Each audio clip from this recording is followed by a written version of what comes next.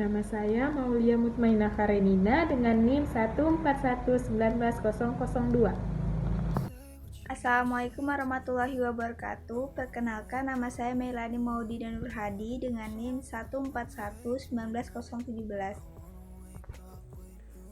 Assalamualaikum warahmatullahi wabarakatuh. Kami dari kelompok 6 ingin mempresentasikan hasil kerja kelompok kami yang berjudul Isu-isu Akuntansi. Pengertian isu. Menurut Hainsworth and Meng, isu adalah suatu konsekuensi atas beberapa tindakan yang dilakukan oleh satu atau beberapa pihak yang dapat menghasilkan negosiasi dan penyesuaian sektor swasta. Kasus pengadilan sipil atau kriminal dapat menjadi masalah kebijakan publik melalui tindakan legislatif atau perundangan. Dapat disimpulkan, isu merupakan suatu hal yang terjadi baik di dalam maupun di luar organisasi, yang apabila tidak ditangani secara baik akan memberikan efek negatif terhadap organisasi dan berlanjut pada tahap krisis. Isu juga sering disebut rumor, desas-desus, kabar burung, dan gosip. Isu bisa meliputi masalah, perubahan, peristiwa, situasi, kebijakan, atau nilai yang berlangsung dalam kehidupan masyarakat. Pengertian akuntansi. Pengertian akuntansi secara umum yaitu suatu proses mencatat, meringkas, mengklasifikasikan, mengolah, dan menyajikan data transaksi, serta berbagai aktivitas yang berhubungan dengan keuangan. Pengertian isu akuntansi adalah suatu hal yang dapat diperkirakan terjadi atau tidak terjadi pada masa mendatang, yang berhubungan dengan metode pencatatan transaksi keuangan. Penyebab terjadinya isu. Pertama, ketidakpuasan sekelompok masyarakat. Yang kedua, terjadinya peristiwa dramatis. Yang ketiga, kurang optimalnya kekuatan pemimpin. Dan yang terakhir, yang keempat, perubahan sosial. 1. Ketidakpuasan sekelompok masyarakat atau karyawan. Isu dapat terjadi ketika adanya unsur ketidakpuasan yang dialami oleh sekelompok masyarakat terhadap sesuatu seperti produk, pelayanan, harga yang diberikan suatu perusahaan atau pemerintah kepada masyarakat tertentu. Contohnya ada 2 sebagai berikut.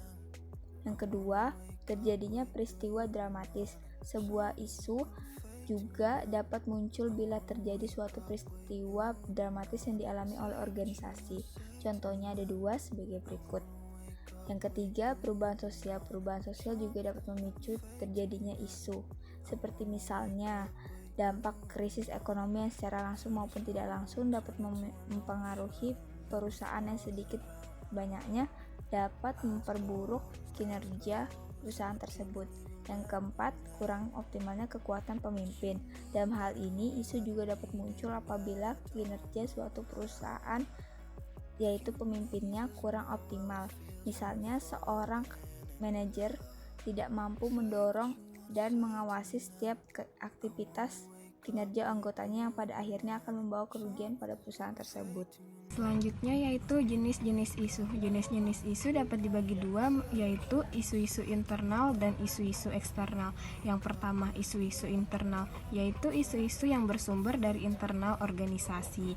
Biasanya hanya diketahui oleh pihak manajemen dan anggota organisasi. Seperti contoh, kompetensi karyawan dan kedisiplinan karyawan. Yang kedua, isu-isu eksternal, yaitu mencangkup peristiwa-peristiwa atau fakta-fakta yang berkembang di luar organisasi yang berpengaruh langsung maupun tidak langsung pada aktivitas organisasi, seperti contoh, tingkat kepuasan pelanggan dan kompetisi pasar. Selanjutnya, tahapan isu.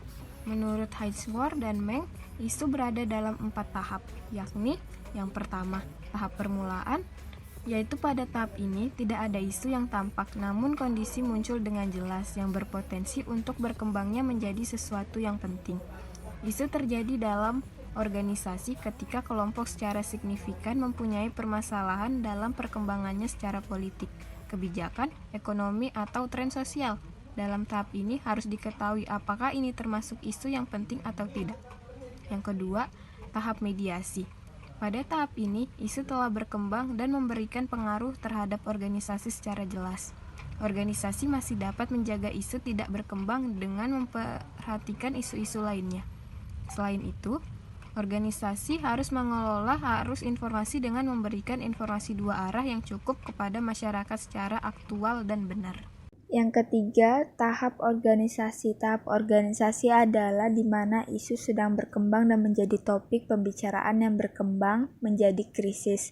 Publik akan membentuk jaringan untuk mendesak organisasi melakukan suatu tindakan terhadap isu yang berkembang ini.